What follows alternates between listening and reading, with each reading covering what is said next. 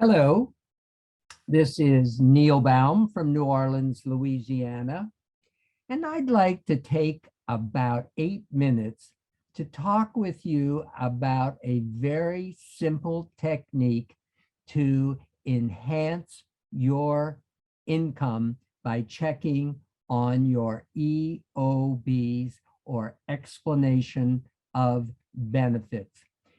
I would like to cover the what, why, and how to monitor your explanation of benefits. Beginning with what are your EOBs? Your explanation of benefits is the feedback on the effectiveness of those people in your practice who are responsible for coding and billing of services that you provide. Next, let's look at the why you should be looking at your EOBs. Failure to monitor your explanation of benefits will ultimately result in a decrease in your cash flow. Never forget that we are small businessmen and small business women, and our practices are indeed small businesses, and the same principles that govern all businesses apply to medical practices as well. Now, why should you be doing that? Because you monitor your EOBs, you can strengthen the management of your billing team. Practices don't know if they're successful or just lucky. But Peter Drucker, a management expert, says that what gets measured gets managed. For example, billers can easily get overwhelmed. If you have a biller for previous years who has failed to submit 10% of your claims, you are going to have a reduction in your productivity.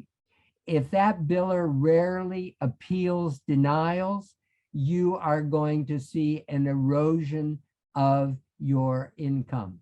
Oftentimes, the managing partner is afraid to criticize or monitor the work of those in charge of billing. And your EOBs is a proof that if it is falling through the cracks, that improvement is required. You have to understand the trends in denials.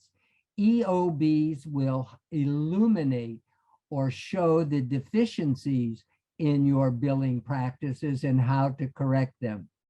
Let's assume your insurance plans pay just 50% of a second procedure performed on the same day as the first procedure.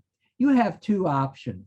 You can bring the patient back for the second procedure, which would impact the efficiency of your practice, or you can just accept that you're going to do that second procedure on the same day and be paid half the amount.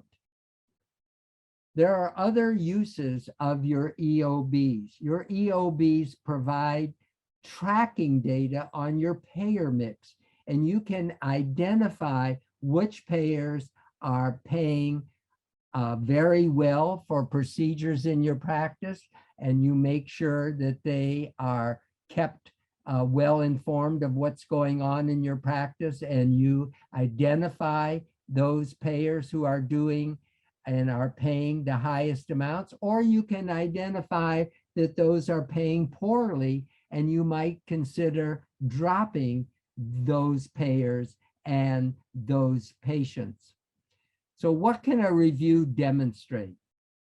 It can demonstrate that your billing team is following the rules of the insurance companies, and you can compare your fee schedules to those above the allowable charge. Let me give you an example.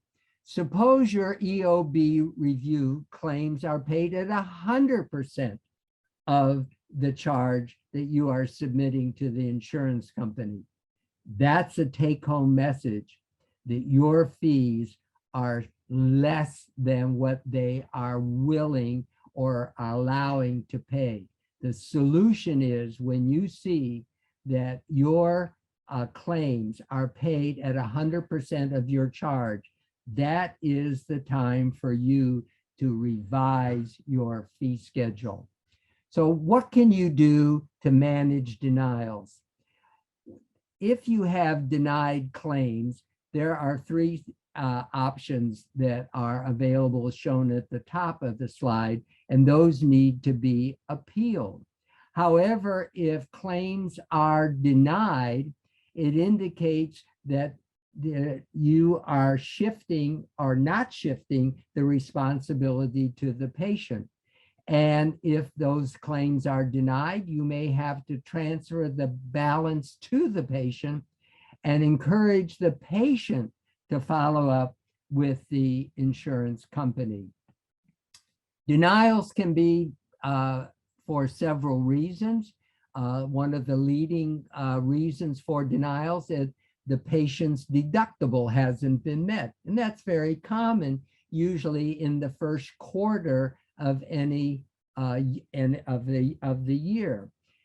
And at those times, if you identify that, it's important that you have a policy of collecting your fee before the visit or the procedure.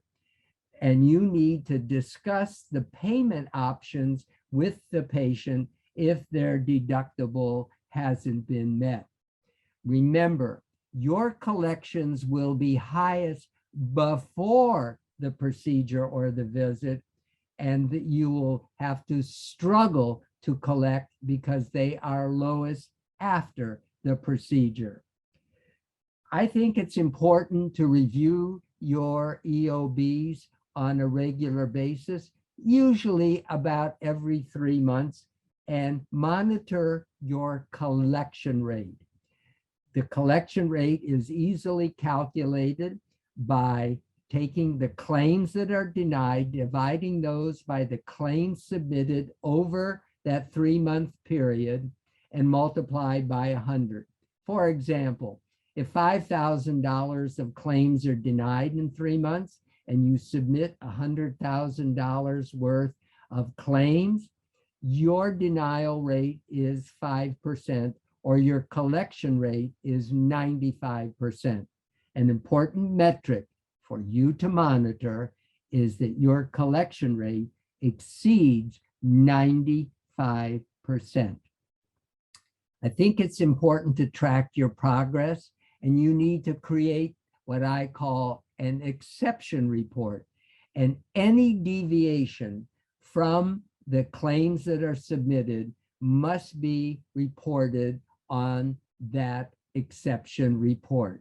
As I said before, what Peter Drucker said, if it can't be measured, it can't be managed. And you have to monitor and manage all exceptions to claims being submitted. People often ask, how much time does it take to monitor these EOBs? You can anticipate between 1 and 1.5 hours per month will take to monitor your EOBs. So what's the bottom line? Practices are facing decreasing reimbursements, and we're seeing overhead costs continuously rising. This is going to result in an erosion of net income. The goal is for every practice to be paid what they deserve. And the way that you can do this is to be vigilant and monitor your explanation of benefits. This is easy to do. It doesn't require any extra staff. It requires a minimal amount of time, and it results in a positive return on your investment. Well, I hope you found this video on explanation of benefits useful. If you have any questions or comments or suggestions, please let me hear from you at the email address shown on the last slide. Thank you.